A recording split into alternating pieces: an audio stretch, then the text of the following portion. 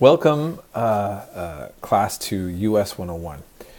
So, I just want to clarify again that I'm putting out my announcements early because I'm in the middle of transitioning in these travels, and I want to make sure that there's no glitches, so that you guys are ready to go if anything's going wrong on my end. And so remember not to turn any work early, okay? So I have the classes open up and I have these videos. Now keep in mind, you're going to need to watch every announcement and in chronological order. Every time that I put out an announcement, it's under the assumption that you've watched all of the ones previously. I don't know why I keep doing this with my hands. Like, I'm doing this with I did this in my other class.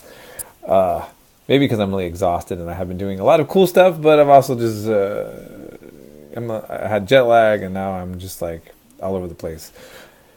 Anyhow. So what else was I going to say? Okay, what are we to expect of the weekly routine? So, I have a very consistent, clear-cut weekly routine.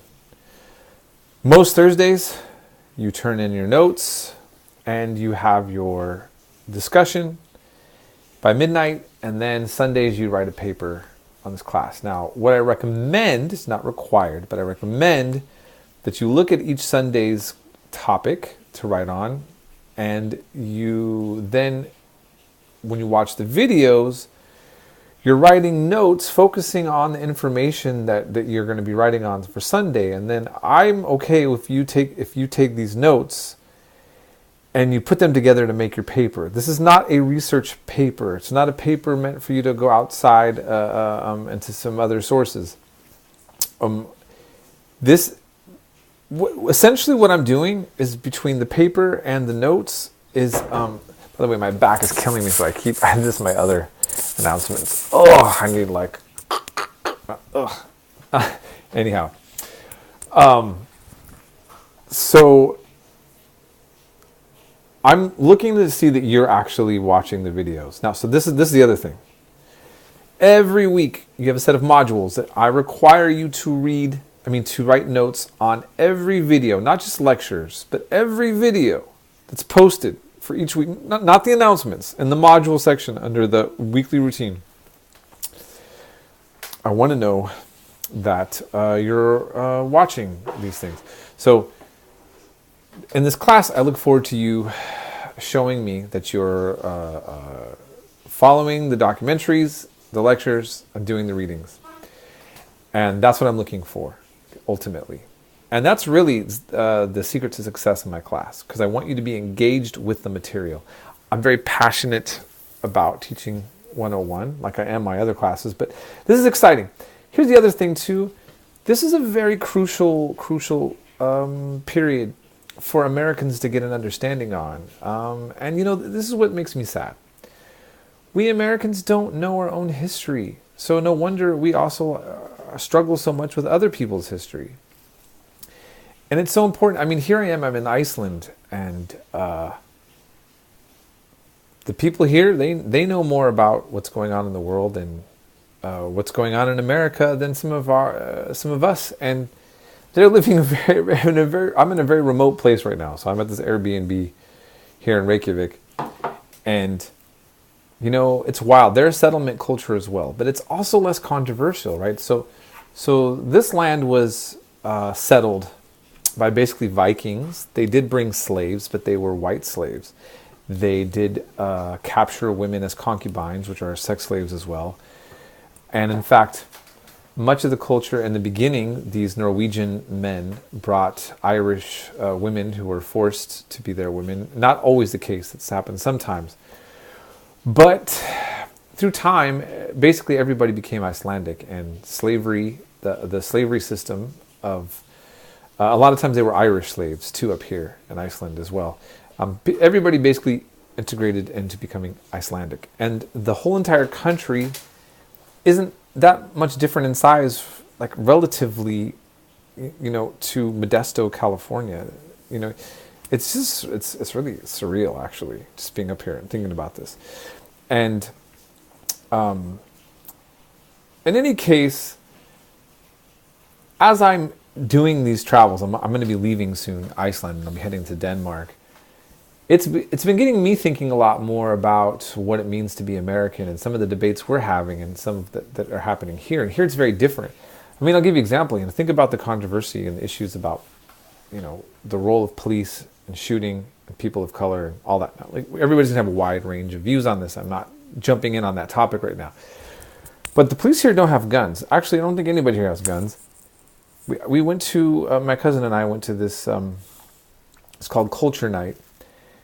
And it was almost everybody throughout the country would go to this event in Reykjavik and watch this music. They're all getting wasted. We saw endless teenagers, like 15-year-olds, pretty drunk all over the place. The parents, old people, everybody's kind of drunk. Now, I know that there were police, but I swear to you, I'm serious. I did not see one police officer, nobody in uniform. And in fact, in this week, I'm sliding into almost being here, like around a week or so. I've only seen about 3 police officers, all of them on the road. Probably like the 2 that were actually like a highway patrol or something, like on the road. It's very strange. It's very surreal to be here and not see any law enforcement at all. Literally, I'm not exaggerating. I'm not like kidding at all. Like it's just really wild. But there's graffiti and tagging everywhere, by the way. Like everywhere. Tagging. It looks just like our tagging and graffiti. Same kind of, looks exactly the same. And when I talk to people in Iceland about it, they just say, "Oh, these young kids are bored." It's they don't seem to care. So surreal. So here we are. We're going to learn about like our own culture, and obviously we have a very violent set of origins. We have to be honest about that. But so did this country to some extent. Well, in the sense of not the violence of getting here, but what was happening along the way, which is the Viking aspect, right? So every culture has some different unique aspect that's a little more problematic to go over historically. So we're going to start off with learning some history about the indigenous people of the United States and what it meant to them in regards to, so when we're talking about the history of the United States, we're not talking about the history of America, because the history was happening long before that. We're talking about white European settlers. That's what we're talking about. And I have just left Portland, Oregon, and I got to say, growing up in Modesto, it never really hit me. And then I came into the Northwest, and I would go up into Canada, and you'd see so many indigenous people, native people, reservations that actually speak their language, still practice their religion, and tie like very, very strongly linked to their culture. And you realize that's the ethnic group that was displaced for us. We made this at the expense of them. Now, I'm not saying this to I just want to put it on the perspective. And it's just something that, when you start like moving around and you start traveling and you start seeing things, you just start realizing these are the things you got to like think about. It's like, if you're going to eat meat, food has a face, right? And that's why some people go vegan, and some people still eat, but they do it more mindfully, aware of that. So in any case, I'm going off on 1,000 different things. I'm tired. I have a lot of things on my mind. I just hope that we will have a stimulating set of conversations in this class. Remember, the discussions, we have free speech, but we're respectful of each other. That's the whole thing. And I'll always be kind of gauging that as much as possible, okay? And if you need to get a hold of me, like I said, I'm going to be all over the place, but I will do my best to respond right to Canvas. That's the quickest way to get a response from me. The best place, too. And we'll be in touch.